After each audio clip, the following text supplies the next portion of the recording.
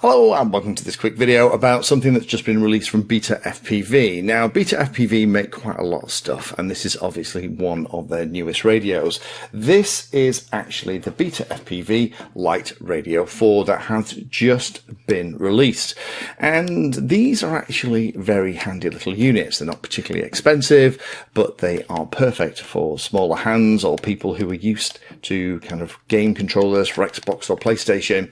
They provide a really easy way to get into the hobby. So if you may be coming to the hobby from that side, then that's great. Or maybe you have somebody in the family that wants to get into the hobby with you, that's smaller hands or children, then these can be really good, particularly because there isn't a lot on here that can go wrong. The configuration is actually done via cable to a computer.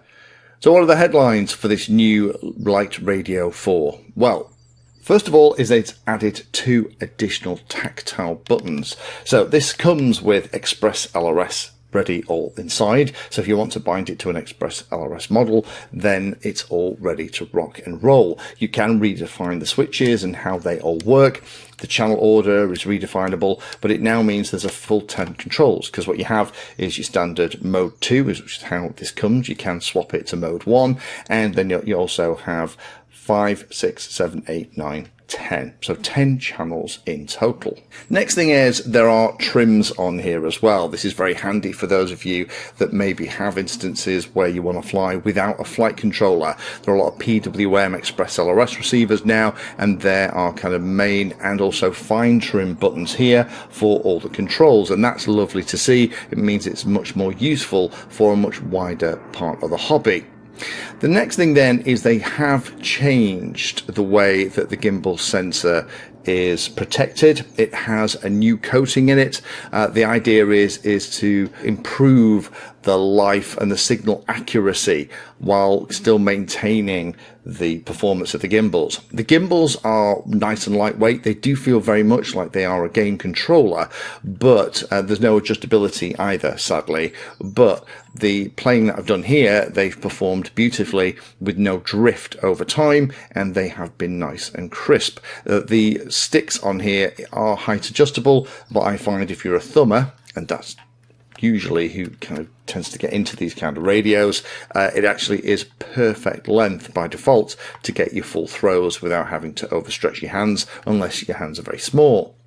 This one does have Bluetooth wireless connection on it as well. However, there is a USB-C port at the bottom here, and that's great. You can plug that into a computer or even an Xbox now with this and actually set it up as a game controller. So if you have some kind of FPV or flight simulator, you could use it for that as well, and it'll actually charge over that USB port. It does have a newer higher capacity battery in this, which should be good for about 4 to 5 hours when the transmitter power is on and set to the maximum 100 milliwatts.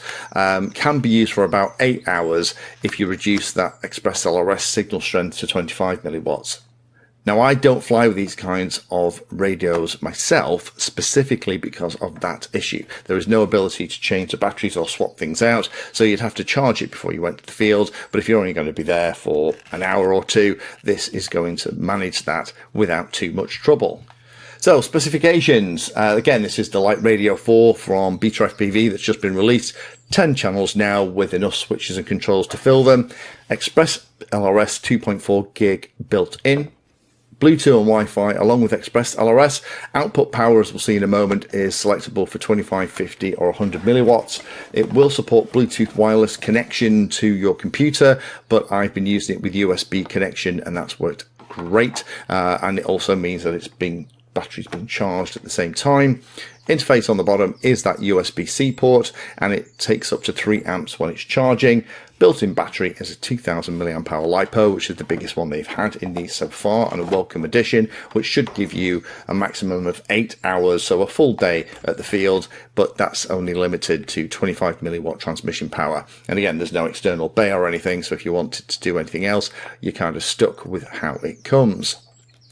Product weight is approximately 210 grams. Dimensions are 172 by 118 by 72 millimeters. So the way you access the settings on this, without powering the radio, you plug it into a computer.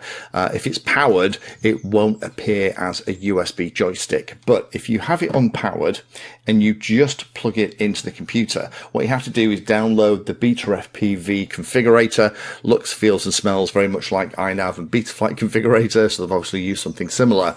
This thing's actually used for loads of different types of stuff. Be careful though that for the configurator for the radio transmitter stuff, you have to click here at the bottom and it jumps into a slightly different interface. You're going to have to use the very latest version for this latest radio.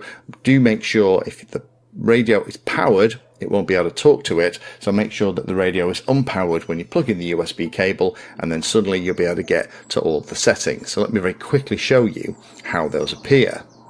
So when we're connected, we can see here we have the ability to change the mode at the top. Only options are mode 2 and mode 1. I guess that's because you can't easily get to change the spring-loaded stuff. Internal RF module, Express LRS 2.4 gig. There isn't an external module bay in it. Then we have the options for the packet rate in Express LRS, and we have up to 100 milliwatts with 50 and 25 being the other two options, and also the telemetry radio stuff. I just leave that off to conserve the power.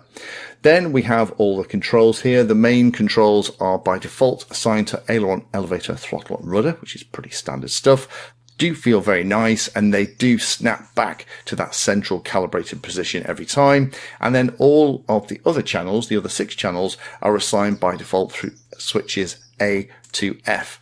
But here on the right hand side, using the input, it does give the option to move things around, because obviously with it being Express LRS, channel 5 is going to be the one that you need in order to arm and disarm. And if that's some other place or you want to use another switch, you can absolutely play with it in here, as well as say things like the scale, the offset, and even reverse channels in here too. And it's very, very simple and intuitive. So if you don't want to understand how to program HTX and you just want to set the radio up and use it, this is a pretty intuitive interface and very simple.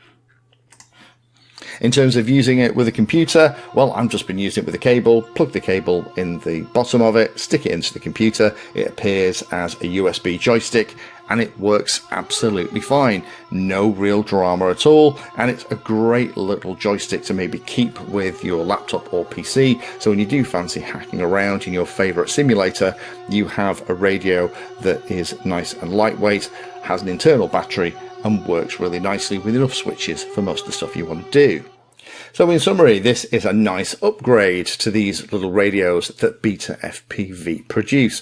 Again, is it going to be a replacement for, a modern HTX radio? No, absolutely not.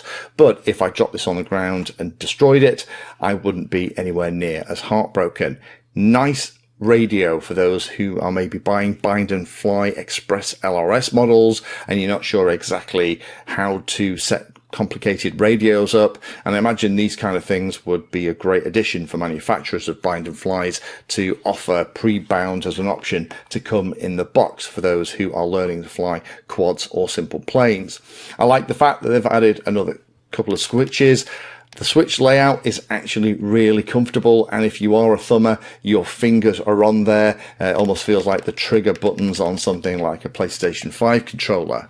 I do like the fact that they've added all the wireless capability and the fact that it is so beginner friendly with that interface.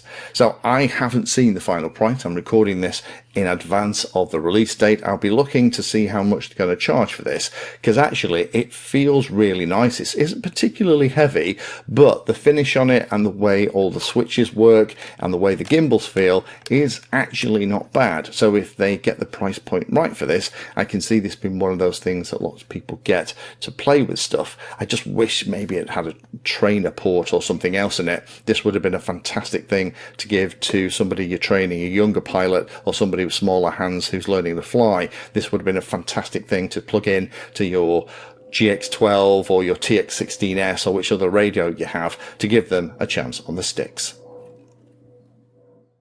Thank you for watching my video. Check out the playlist, and adding Pedantry 60 to your search terms will help you find my content. If you haven't done so already, please hit the like and subscribe button. It helps a lot. You can support the time I spend here answering questions and helping others by using the links in the video description.